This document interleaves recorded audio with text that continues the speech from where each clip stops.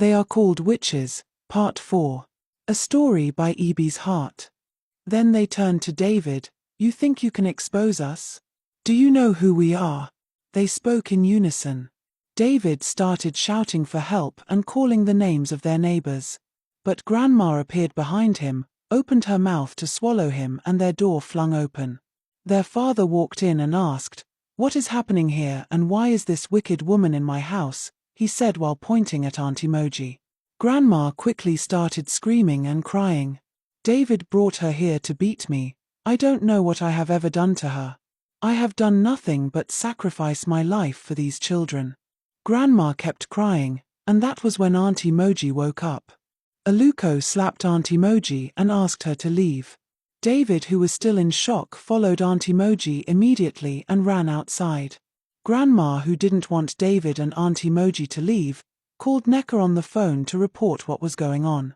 "You shouldn't allow anyone that knows about us to leave. Find them," Necker roared.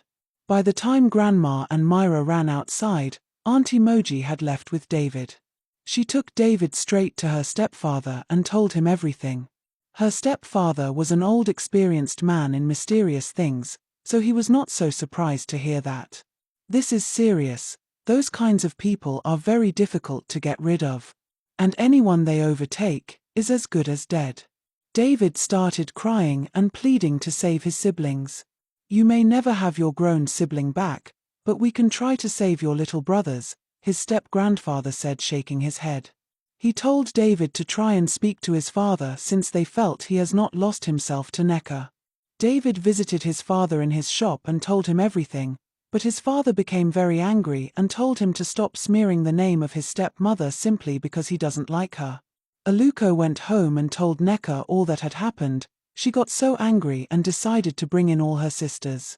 Their only hindrance was the younger ones. They don't take over the bodies of anyone younger than 15, and they don't want to kill them to avoid raising suspicion. "We need to kill Aunt Emoji. She is the only one that will ask after the two little boys," Necker said to her sisters.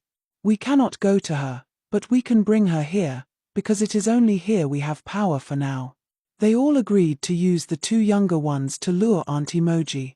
But they were surprised when the two younger ones didn't return from school. David had gone to their school to pick them up. When David and the younger ones didn't come home, Necker and Grandma were very angry.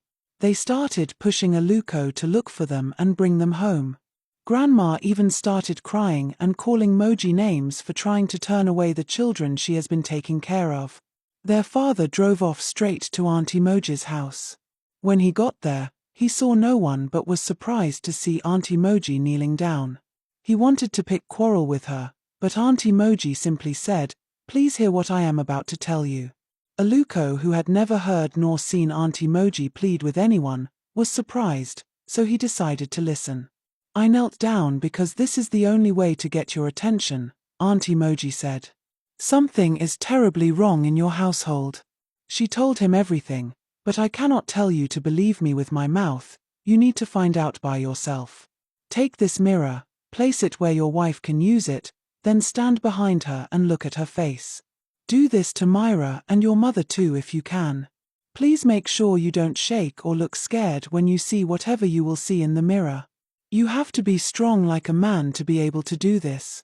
If not, you will lose all your children forever." Aluko, for the first time, took a woman's advice. "But where did you get this mirror?" he asked, looking confused. "My stepfather gave it to me. Please hurry up and make sure you pretend to be worried about your children. Never you show them you suspect anything. You're coming out alive. Depends on how much you hide your feelings." Aluko nodded and left. Please like, share and follow for the next part.